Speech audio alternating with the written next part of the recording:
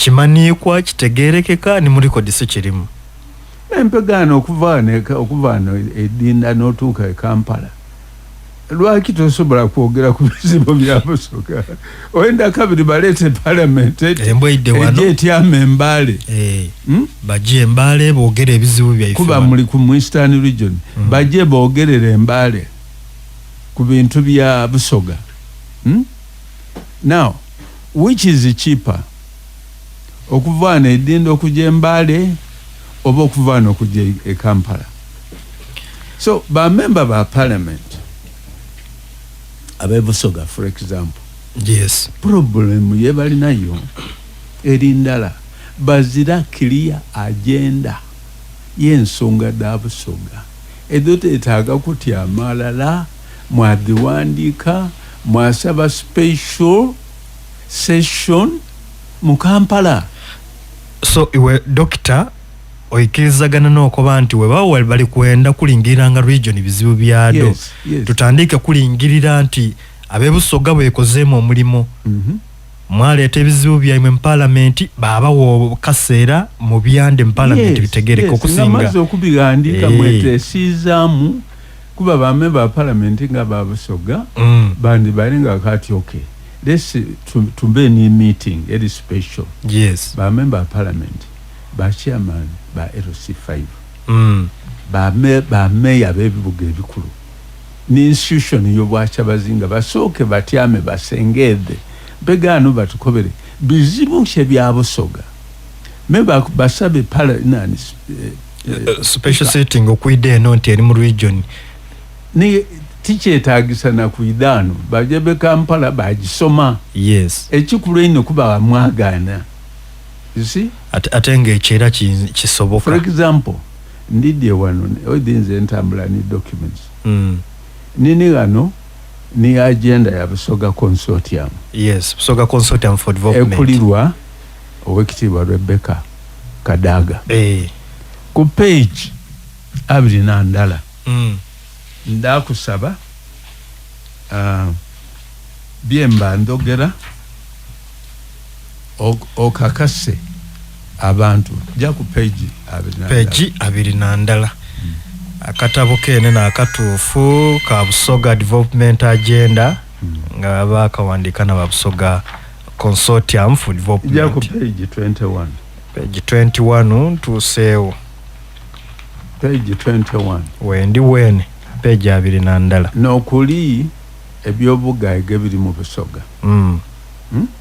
yes minerals yes potential minerals projects for urgent follow-up and development mbwineo batukobera ebitundu ebiri mu gold yes mwayagana Kaliro Namutumba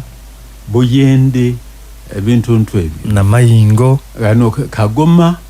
yes wona tulinawo ni wansi ga Busoga mwiri yes true walimo gold nawo aba ebyobugaiga obundi mpegano jja ku page 22 wona ntuusewo doctor batukobera company debaga license okusima ebyobugaiga mu Busoga ndidi nombitirivu diweraku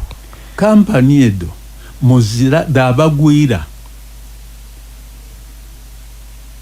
dabana Uganda tidabana Uganda ya tidabana Uganda ndibo nao renzoliro ya metals eyeruire wano eri muiganga jinjaluka ni mayido tiba kukobera obanga bwe banasima ebyobugaiga obwo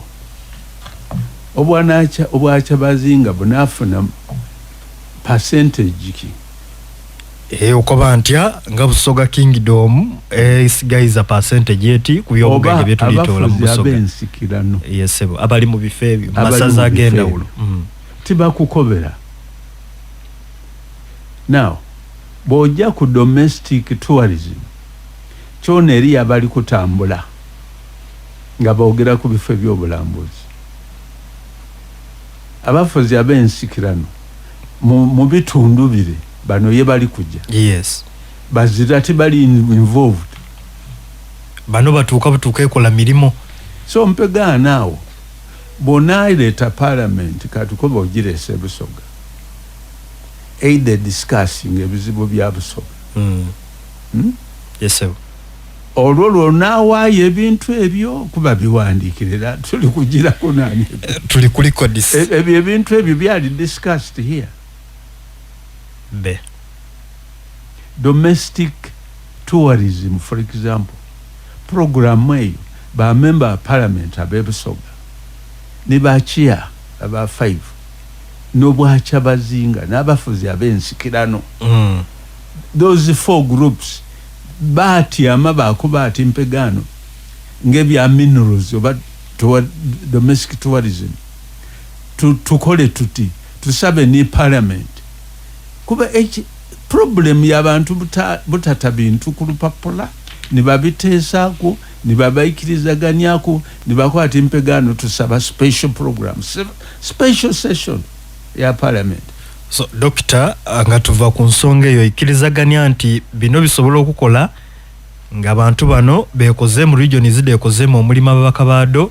basoloze ebizibu ebiri mu regions daibwe babitwale Kampala baweebwa omukisa n'obwire ba representing ebizibu ebagema. You see waliwo ebintu ndiko bali kuleeta omuze ogunabo omuzibo gwo okumaintaininga ate ni security yabe mu peace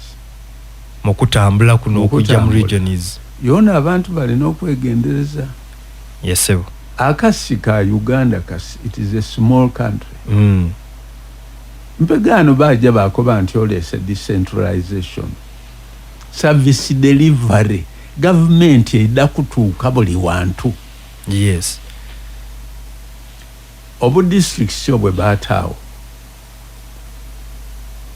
for example abajire Gulu, ba district chairpersons abe before mu northern baikirizibwa banaikirizibwa, have they met babakobeire nga mpegano bwenasomye ku order paper nti baida kutuuka eyo for example bogere ku agriculture agriculture mu northern Uganda. So ba member of parliament bajako baki tiri ku underratinga bintu bino nabwe ine bubone omukulu Dr. Kenneth Omona ni minister of finance ku nsonga da northern division bwe bamuwaire omukisa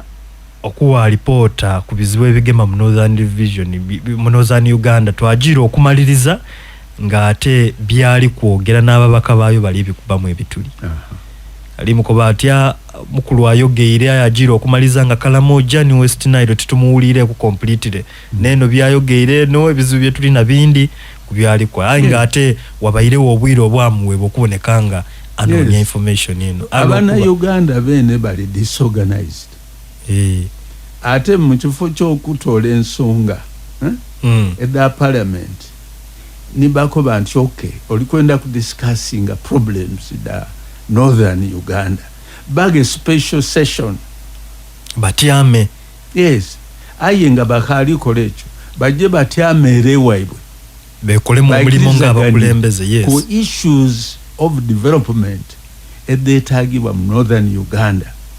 nga abakulembeze ba key stakeholders. Kigambo key stakeholders abantu bene bizibu bekigemaku abatuufu bene. So mpegano mulete ebintu ebya mu mazzi okola okusengeza mpegano bonabula ng'ogire mu budget ojakola budget ya next year ng'ebintu ebyo northern Uganda program okuba nti binone bijja okukolebwa biri very clear and so on. Ensi edindi kyedikola nga mu America which is a very big country but need regional governments. Yes, mu America every state erina obuyinza okukola ku nsonga dayo. They have a governor, they have a parliament. Mu Bungereza balini parliament ya Scotland. Ebintu ebigema ku Scotland bikolebwa eyo byaloba ku disturbinga House of Commons